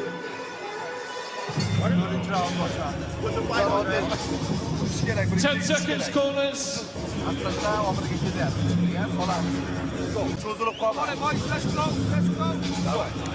4 seconds out. Round. Here we go, round 4 scheduled for 12. Virgil Ortiz just... I like the fact he came out really aggressive, just threw a right hand. As soon as he kind of stuck in neutral, still trying to figure Madrimov out. In the middle of the ring right there, I like that. Be aggressive. Not reckless. I mean, he missed that right hand, and Madrimov came right back with the left. Go get it. Be aggressive, but not hook. Hey, listen, sometimes we got to let him go. There you go. That's exactly what you got to start doing to slow down this movement. Yeah, I was going to see those 2 power jabs right there. That could be aggression. That could be power. That say, Sergio, you made a career out of frustrating guys and constantly moving. That's the only way you beat bulls. I mean, you can't go punch. You must really appreciate what Madrimov's doing right now. For punch with stronger fighters. I mean, that's going to be your demise. Yeah, I've got 2 rounds to 1 in favor of Israel. Chris Mannix, 2 rounds to Madrimov. Excellent work in the first 2 rounds. His movement and jab going in the 3rd round did enough to squeeze it out. So 29 absolutely frustrated Virgil Ortiz, but I did think Virgil got that 28 in favor of Madrimov. Just want to see a little up. He's finding angles, and then I don't think he's capitalizing on what he's a little bit more offense from Madrimov. You know, he's setting up. He's going back and forth. He has... I'm going to say, Sergio appreciates what Madrimov's doing. There may be a judge. Ortiz shifting, and when he shifts, he doesn't capitalize. Or 2 that doesn't, and says, hey, why isn't this guy engaging? Right hand from Ortiz. And the hook followed up with the right hand. There's a good... See, Ortiz closing the distance with doubling and tripling the jab. So that has been following Madrimov around this entire time. No jab, no, it's more credit to Madrimov by controlling he's controlling when he wants to fight. I mean, he had a good jab there and went to the body. The rhythm of the fight, the action of the fight, which there's no action, but he's I was going to say shot there as well. Yeah, more jabs this round than we've seen. That jab. Use those quick feet, man. Try to get to that beat in previous. But I think the next step is to feint off of that. Come to that point and make something happen. Out in the slide. Guys that like to move like Madrimov, you can't allow. See the slide out right there, and he got relaxed and just allowed him to get comfortable sliding out. Good right hand from Ortiz done, and then escapes danger. You know, Madrimov has been compared. Tease. Is he right? Ooh. Oh, and an uppercut from Madrimov. Beautiful. At times to a smaller version of Gennady Golovkin. You kind of see that made GGG famous. Yeah, he comes over the top. You know, he tries to... When he throws power shots, a little bit of a corkscrew on that right hand that comes hit you at the top of the head instead of a normal hook. 1-2 right there from Ortiz.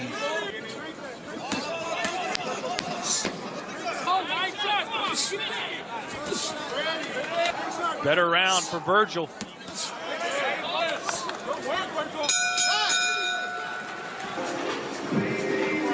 Like that fucking pressure, right?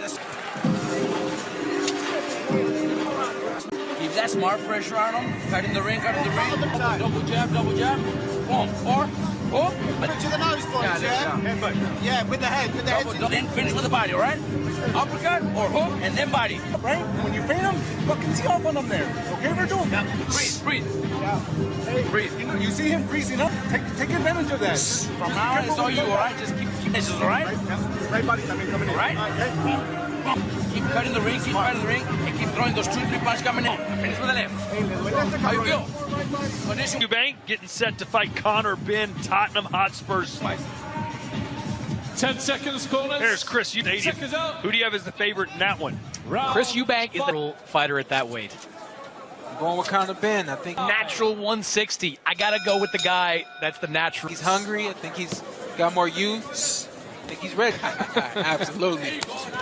Both those guys are talking. Let me tell you, that fight's going to be great. The press tour might be even better. Well, they do it different ways. Conor Ben will scream assassin. Yeah. Until he's red-faced.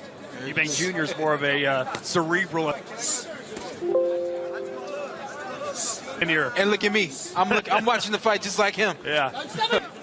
Look at Crawford's eyes up there in the chair. He's dialed in.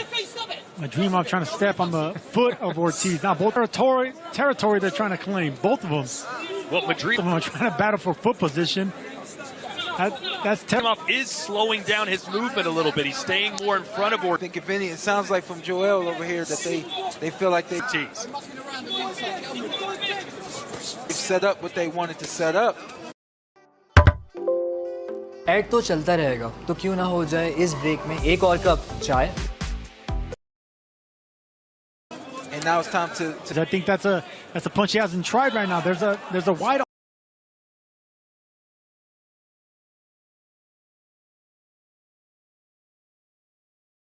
Take advantage and capitalize on it. Here goes some uppercuts by Ortiz. Opening because Madrimov has his elbows out. I think that's a good clubbing right hand though in between from Madrimov. Got around the right guard. Successful punches try out on Madrimov. Ortiz having to open up the passages. Trouble breathing. You can hear him just constantly trying to blow stuff out of his nose. I got a feeling Madrimov is much more heavy-handed than Ortiz. Isn't quick to counterpunch than a lot of people think. I mean, look at the face of Ortiz, but also he knows that there's some fire coming at him.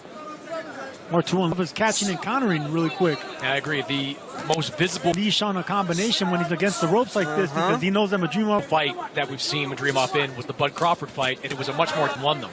And that's why I had him winning this fight coming in. I thought that he would tactical fight that maybe we're used to. He's been in some firefights. Be more tactical than Ortiz, and it seems to be that way so far. Better here in round 5. Sure.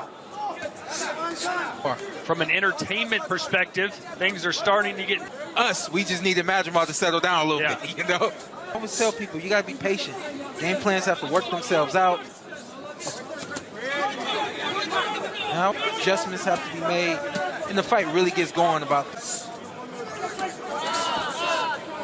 3 or 4 or 5 rounds in. If you're just joining us, boy, did you miss a good one earlier. Callum stuff. We thought this one might be the best fight of the night. Smith and Joshua Buatsi, a fight of the year contender. Incredible. It's going to take a lot to top that one.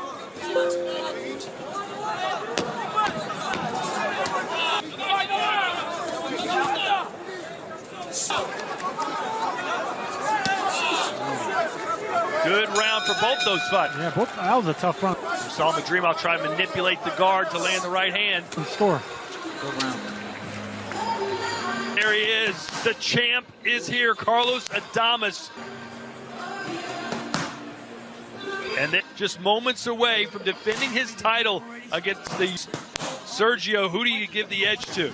Look, man, young and hungry and dynamic Shiraz. I love the momentum of Shiraz. I think he's a future star, but he's gotta go with Adames. Adames has everything going for him. The power have to get past this man right now. That's the champion right now. I power the speed. He has a resume. Fought the better fighters.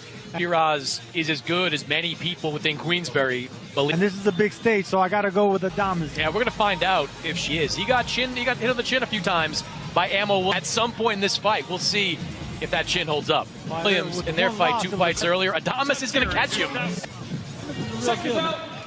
If it holds up, he's got great power on the end of his shots. Then Shiraz is going to be trouble. But that's the question right there. He doesn't have to load up for power punches. We're in round Jr. and Israel Madrimov, the former champ. Round 6 scheduled for 12 between Virgil Ortiz. Madrimov is looking for an overhand right. Really sneaky fighter. He comes back over the top with looping shots like that. He looks like he's going to try to crunch down and just take the punches. And even when he makes himself small, he's still dangerous. Any time Virgil tries to plant his feet and get the power. There you go. So the combination's going. Madrimov checks him with a right. These guys have been practicing all throughout this camp when it comes to Virgil Ortiz. Right hand. Yeah, overhand right, left hook. Those are the 2 shots.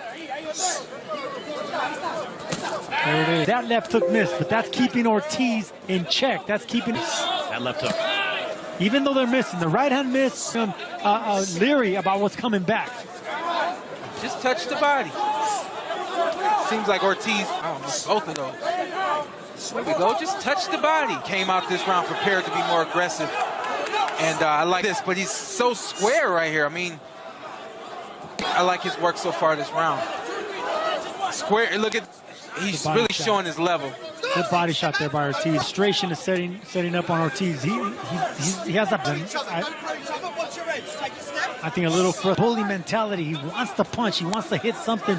He wants. Listen, I mean, it looks like it's benefiting him to this point to me. He wants to hurt something. Madrimov's not giving him what he wants. The frustration. He's landing more punches this round than he Twice running with the head. has in previous because of the frustration. Throwing the shoulder. Don't do it. Keep the fight clean. Enough's enough. Keep it. Stern but fair. Look at this. Get clean. Okay, ref. I like that.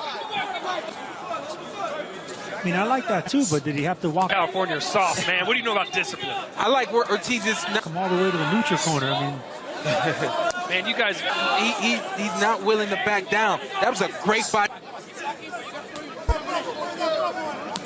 shot that just landed from Ortiz. That was a great body shot that landed. I think that definitely had an effect. Clean shot right to the midsection. Okay, with Madrimov in that exchange, landed that. Fight down, Virgil. Come on, fight down. It's your house. Fight down. For us to see how good he is. We know about Madrimov after his fight, but Chris, you said this was basically a litmus test for Virgil Ortiz, Crawford. How would you rate him so far through 5 full rounds? I think Madrimov has fewer professional fights than Virgil, but he's meeting the moment. It's a competitive fight. You know, extensive amateur career, and he's got the experience of going up. I agree.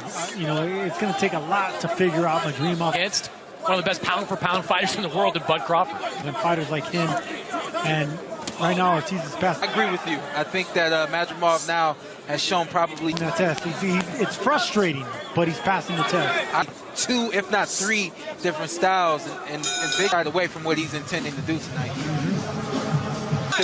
Has not moved. Virgil has not shot. Get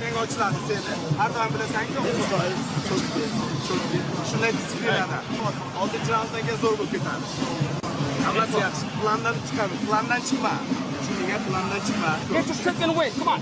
We gotta go. Let's go. Take a deep breath. Take a deep breath. De abajo para arriba. When we say de abajo para arriba, we mean this one, right? You can't let it go. Frito-Lay's can? What's that about? I'm sorry I gotta come to you, Sergio, but it's because you Don't make mistakes. What's that called? The Cali. He's got a Frito-Lay's Inswell, yeah. Well, I mean, you never needed an Inswell, Sergio? I've never needed one. So I don't know much about it. Here we go. Yeah, come on, Sergio. We all needed one. Madrimov. Good overhand right to start the round from I've rated junior middleweight. Ortiz Jr. currently Ring Magazine's number 5. Look at the CompuBox numbers. Total punches landed. I'm cited 20 landed. Absolutely not. But it's a good straight. In round 6. Bit of surprise there. Did you think it was that long? Right landed, good hook, and then right there, good overhand right landed. Becoming more aggressive here in the 7th. All that landed from Madrimov. And another one. Applying the counter throw now. They feel like they have it set up. Punching now. He's going to counter off of what Virgil's got. This fight's going to get real aggressive. Madrimov's going to have to fight him off now. This was something that I mean, it's too close to call right now in this second-half fight. I mean, all expected. We knew that he had the footwork. We know that he has the foot, and that's what he's doing right there. Madrimov just missed with that counter right. The feints, the speed, the experience, but Madrimov's going to have to fight him off. He's barely just missing those punches. Left hook, too. These fighters have outstanding trainers. Robert Garcia for Ortiz. And don't discount the corners. Both of the junior, Joel Diaz for Madrimov.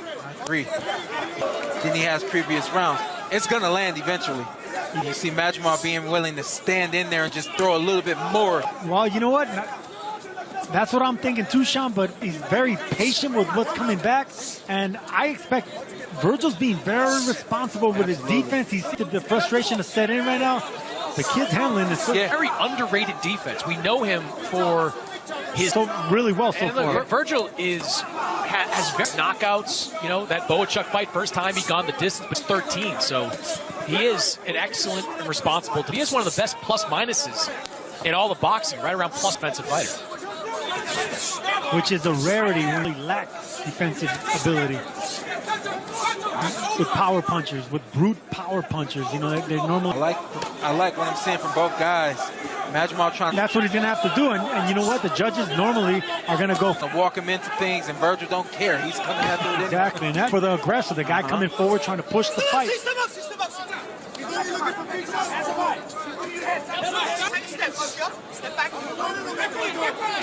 Good shotgun jab right there by Virgil. See that jab downstairs? I want us to drop. Virgil Ortiz had his moments, but it was those shotgun, see more of that. That's how he knocked out Kavalauskas. Kavalauskas was able to jabs, the power jabs to the midsection that actually did the damage. That's what he has to do with Madrimov now.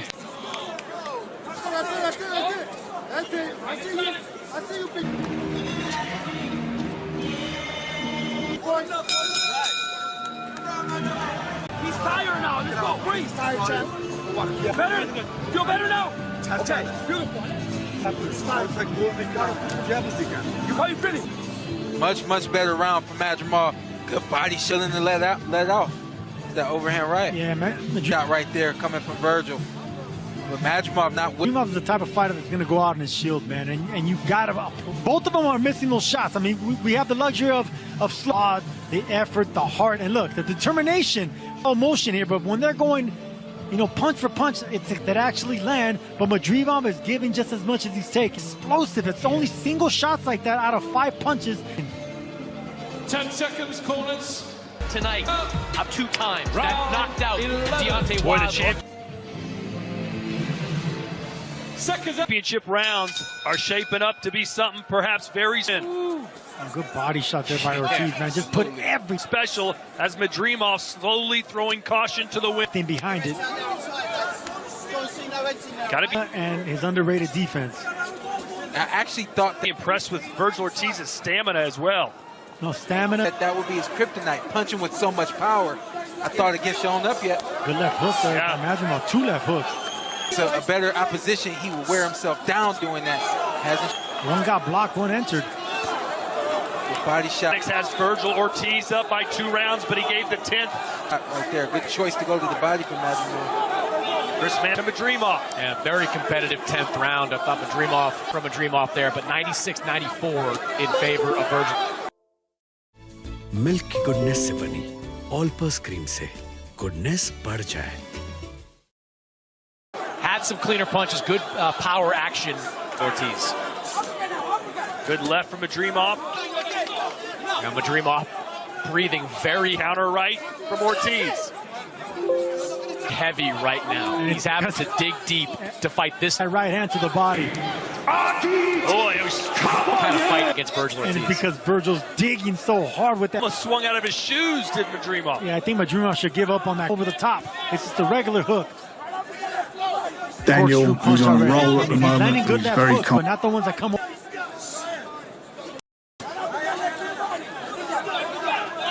If he's not in the ring training, Ortiz Jr. says he loves to play guitar, and his coordination has gotten even better playing an instrument. Helped him in the ring. He says it helps him read his opponents because his hand-eye. There we go. That's classic boxing right there from Virgil Ortiz. Took up an instrument. Good body shot and turn. And it goes to show you, I mean, look, we know he's just as impressive. Good hook right there from Madrimov. He can fight going forward, but backwards, I mean, now he's doing. This is a close fight either way. We know too much if it's an even fight or even if Madrimov's up a round. Chris Mannix has him up by 2 rounds, but you couldn't argue. I think Virgil's early work should earn him 2 rounds to Madrimov. No, in the first lead, but I think it is. Well, you gave the first 2 of the fight. It was a Madrimov type fight, but yeah, rounds. But Madrimov is still in this fight. I mean, he's still trying. I think Ortiz is ahead at least by 1 or 2, trying to push the big man back. Yeah. And this is another good round. by him. I'm impressed by the conditioning of Madrimov. They're yelling at Madrimov to keep walking Virgil back, but Virgil... It's not that he's being pushed back, he's boxing going backwards.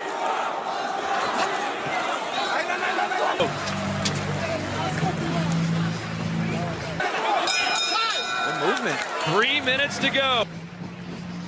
Don't let him steal this round. You're gonna be going, Virgil. Let's go. Don't let him steal this round, Virgil, okay? Take this fucking round. Don't let him steal it, all right? Virgil, you shake hands, okay? Don't let him steal the round, all right? It's pretty strong, but you don't make... That Virgil Ortiz reminds me of Fernando Vargas. He used to pick.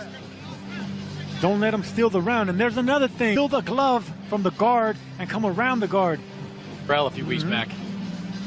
The Achilles heel. Yeah, we saw David Benavidez do that with great success against David Madrimov this fight. He's gotten off his offense fence and he stays there too long. But he stayed there like this right here. It's off and he eats it right back. Gives up everything that he took. Seconds out. But you're 12 and 5. Final round. Have the 12th. Both trainers telling their fighter, we've got it, and it could very well come down to it. Chris Mannix has Ortiz Jr. up by 3. He gave him the 11th. Yeah, 106, 103 in favor. Got to do something, be it a knockdown or a knockout in my favor of Virgil Ortiz. If you're Madrimov, you've got to come out swinging here, in my opinion, to win this fight. I could be tripping, but I actually gave Ortiz. So did I. I think he did pretty well. Madrimov the last round, I have it 6-5. Well, nobody asked you guys for your scorecards. Madrimov has to finish strong. There it is. The man has spoken. And the young lion, Virgil. Ortiz doing exactly what he's supposed to do.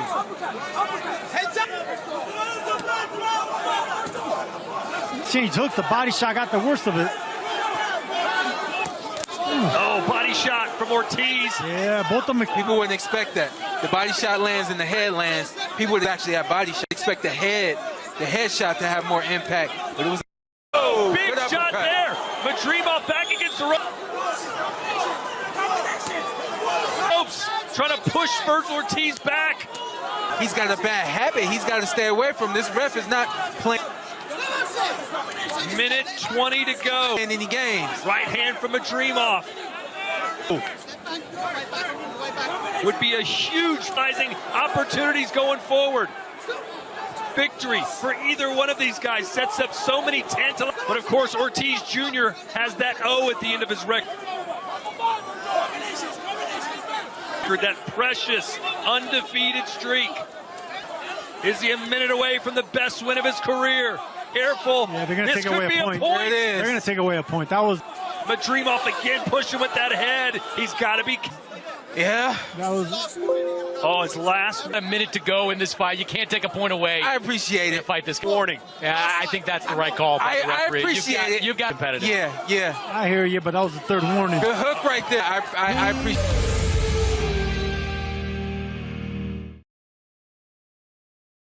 The Vivo Zeiss partnership has truly redefined smartphone imaging. Since 2020, we've achieved remarkable milestones, constantly pushing the boundaries of innovation and enhancing user experiences. Our collaboration with Vivo aims to be a true game changer. By combining our expertise, we're delivering state-of-the-art technology tailored to meet the needs of our users. And so does the Vivo X200 series. What Zeiss brings to the table, our unmatched expertise in optics, photography, cinematography, and of course our dedication for craftsmanship and precision. So how do we translate this into real life?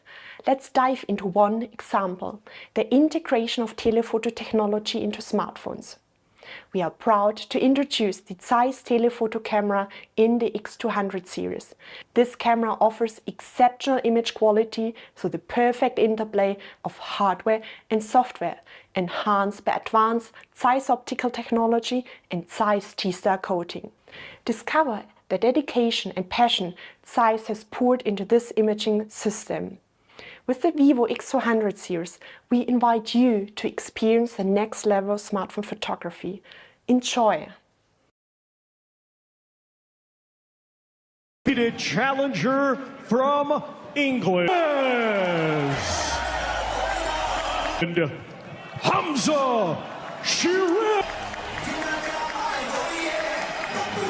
Here comes Hamza Shiraz, and boy, all of the United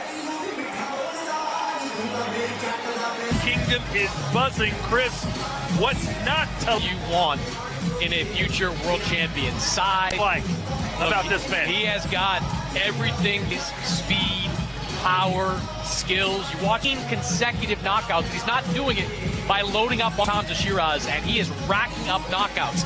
50 power shots. He is just peppering you with hard, heavy barometer for Hamza Shiraz, who has never faced anyone on the level ended shots. This is going to be a real litmus test, a real parole of Carlos Adames.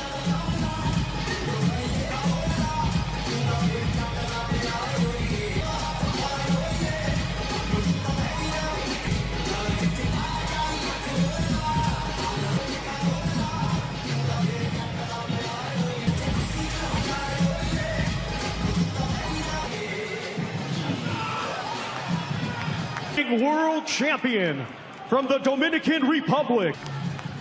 And now let's welcome the defending Carlos El Caballo Bronco Adames.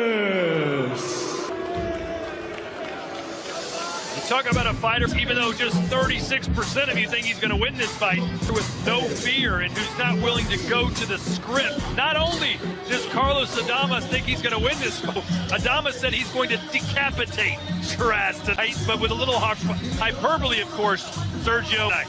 I mean, why wouldn't he have that confidence? This is a man that's carried close loss, but he has names on his resume, something that Shiraz himself, like the undefeated fighter with one loss, it was a doesn't have. He has former champions, he has strong puncher, long arms, can fight on the inside, solid champions, and that's what you want to have. You know, Adames is a real deal, man. This is a big test for Shiraz. Yeah, some O'Shea, solid fighters, fringe contenders. Those names: Sergey Derevchenko, Julian Williams, Terrell goes on that level. He's been there, done that. He believes that experience is going to carry him tonight.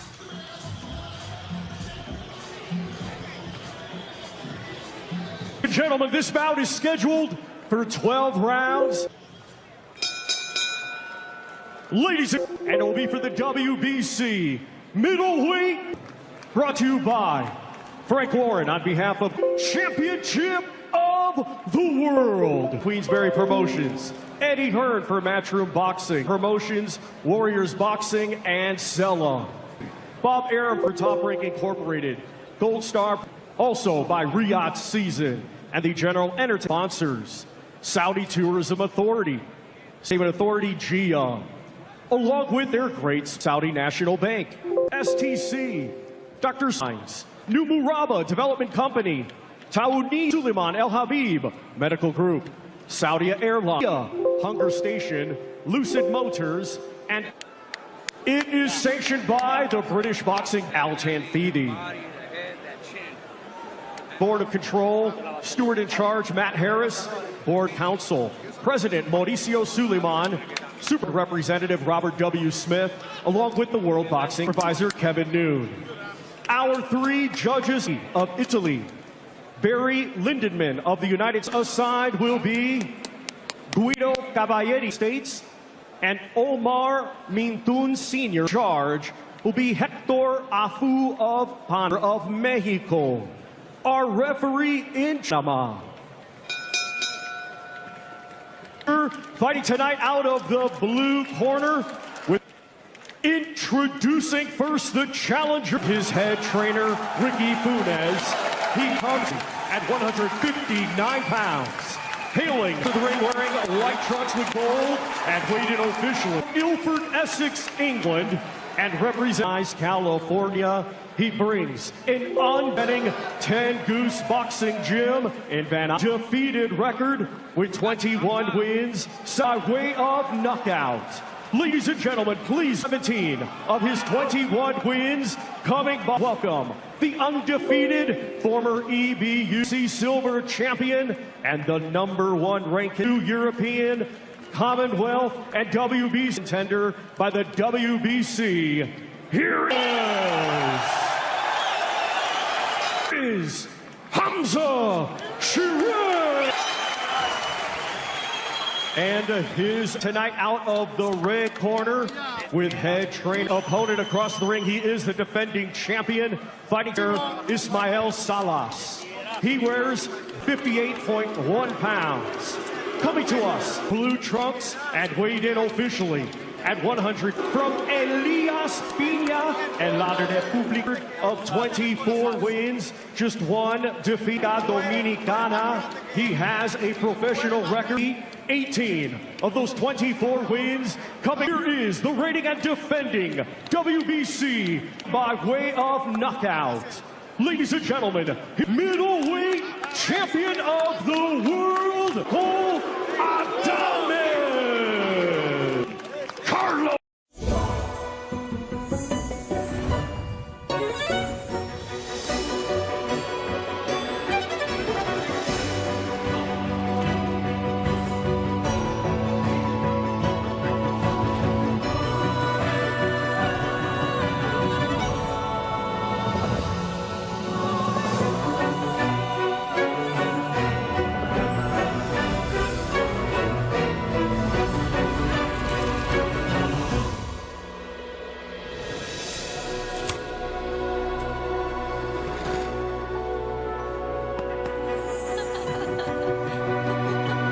Frames Original Sandwich. Originals are forever.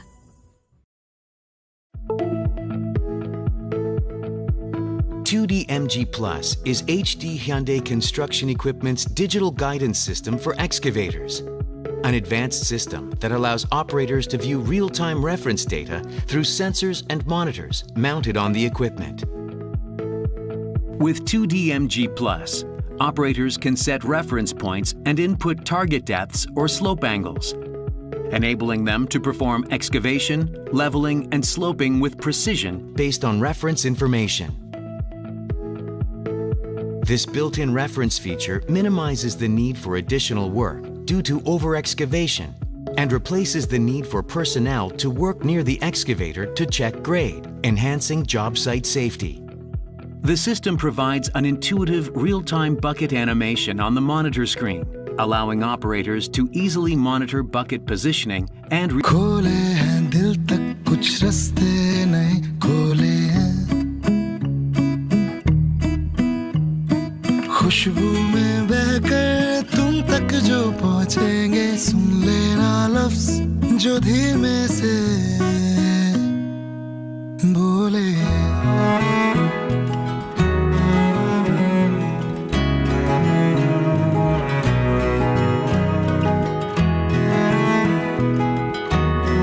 जो बात चखा देने में है वो बता देने में कहा। नेशनल रेसिपी मिक्सेस, क्या ख्याल है?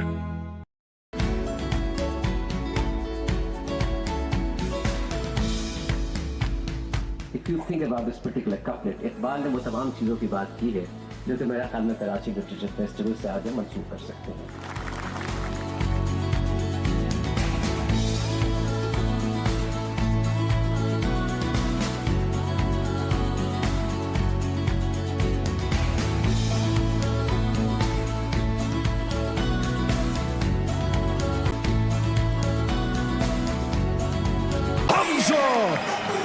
Here comes Hamza Shiraz, boy, all of the United. Here comes Hamza Shiraz, boy, all of the United is buzzing. Chris, what's not to tell you want?